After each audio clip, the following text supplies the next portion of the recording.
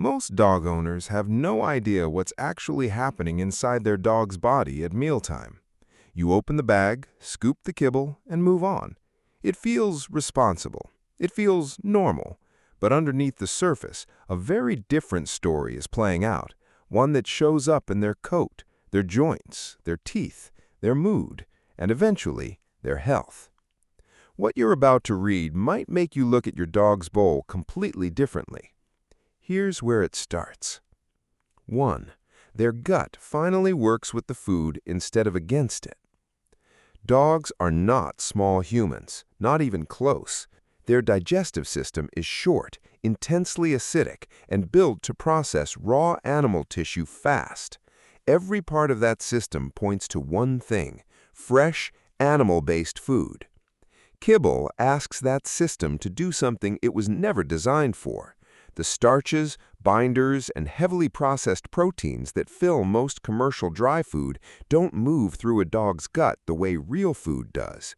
The results show up in ways owners often normalize: chronic gas, inconsistent stools, a belly that always seems a little off. Switch to real food, and the change in digestion is usually one of the first things people notice. Stools shrink dramatically, not because the dog is eating less, but because the body is actually absorbing what it's consuming, instead of passing the bulk of it through as waste. Research in the Journal of Animal Physiology and Animal Nutrition confirmed that raw meat-based diets produced measurably better protein and fat digestibility in dogs compared to standard extruded kibble. The gut stops fighting the food, and that shift sets off a chain reaction through the rest of the body. Keep reading, though, because there's a risk at the end of this that most people only discover after something has already gone wrong. 2. Something happens to their mouth that your vet will actually comment on. Dental disease is the most commonly diagnosed health condition in adult dogs. Most vets see it in patients as young as 3, and for decades, the conversation around fixing it has centered on brushing, dental chews, and professional cleanings, but almost no one asks what's causing it in the first place. Dry food manufacturers have long suggested that crunching kibble helps clean teeth. In reality, most dogs don't chew it long enough for that to matter. What they do leave behind is a fine, starchy film on every surface of the mouth, exactly the environment that oral bacteria thrive in. Plaque forms, hardens into tartar, and by middle age, many dogs are dealing with pain they can't tell you about. Real food, particularly protein-rich meals with natural texture, introduces genuine mechanical work, tearing through connective tissue, working around fibrous vegetables, processing actual animal material. These actions engage the gum line in ways no processed treat replicates. A study in the Journal of Veterinary Dentistry found that dogs fed raw meaty bones consistently showed less plaque and tartar buildup than dogs on conventional diets without any other dental intervention. Owners who switch often notice fresher breath within weeks. The calculus that had been quietly building at the gum line starts to reduce on its own. 3. The way they move starts to tell a different story. There's a version of aging in dogs that most people accept as inevitable: the slow rise from a nap, the hesitation at the bottom of the stairs, the walk that used to be a mile and now is half that. Some of it is age, but a meaningful part is inflammation, and inflammation in dogs is heavily shaped by what they eat every day.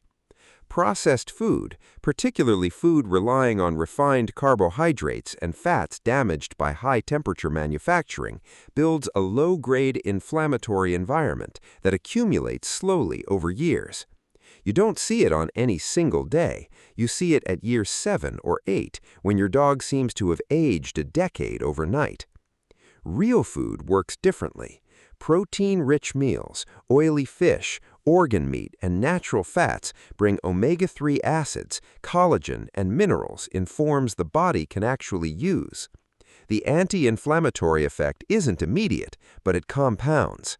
Dogs already dealing with stiffness or reduced mobility are often the ones whose owners report the most striking responses to dietary change: longer walks, more willingness to play, getting up from the floor with the hesitation that had become routine. A study in Veterinary Record tracked dogs transitioning to fresh food diets over 12 weeks and documented improvements in both mobility scores and inflammatory markers. It's not about reversing age, it's about removing a burden the body has been quietly carrying for years. 4. The way they behave around people shifts in a way that surprises most owners. Reactivity, anxiety, the dog that can't settle, barks at nothing, or comes apart at the seams at the slightest disruption. These are increasingly common in domestic dogs, and the default assumption is always that it's a training issue or a breed trait. Sometimes it is, but there's a biological layer to canine behavior that almost never enters the conversation: what's happening in the gut. The enteric nervous system, the dense web of neurons embedded in the digestive tract, is in constant communication with the brain. The microbiome living inside the gut produces neurotransmitters, regulates immune response, and directly influences mood and stress tolerance. A disrupted microbiome doesn't just cause stomach issues, it changes how an animal experiences the world. Highly processed diets are hard on microbial diversity. Real, varied food, rich in different proteins, natural enzymes, and free of synthetic preservatives, tends to support a broader, more balanced microbial community. Research published in PLOS One found significantly greater gut microbiome diversity in dogs fed fresh food compared to those eating conventional commercial diets. Owners often describe their dogs as calmer after the switch, not sedated, calmer, quicker to come down from arousal, better able to take everyday stress in stride. Now, if you've made it this far and you're genuinely thinking about changing how you feed your dog, I want to point you to something. Making this switch doesn't have to mean raw food specifically. It doesn't mean expensive specialty brands or hours in the kitchen every day. There's a complete guide called the Complete Dog Diet and Homemade Meal Guide, and it takes everything we've been talking about and turns it into something you can actually use tomorrow. It covers the science of what dogs genuinely need, the right balance of protein, healthy fats, and nutrients for each life stage: puppy, adult, and senior.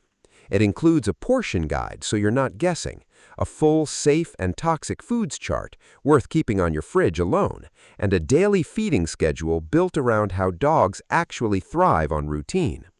Then there are 20 recipes, real ones, things like a classic chicken and brown rice bowl, a senior joint support stew built around turmeric and fish oil, a salmon and pumpkin meal for coat health, a weight loss veggie medley for dogs carrying extra weight, and an allergy-friendly duck and lentil option for sensitive dogs. Every recipe shows calories, protein, fat, and carbs, and portions are sized for a 10-kilogram adult dog with clear instructions on how to scale up or down.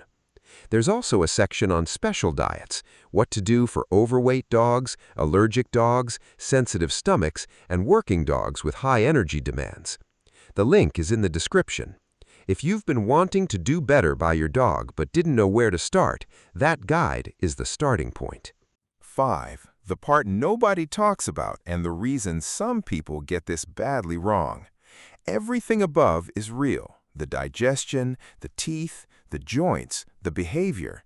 Dietary change can genuinely shift all of it. But here's what gets left out of most conversations about fresh feeding. Dogs handle bacteria in raw or lightly processed meat because their biology is built for it.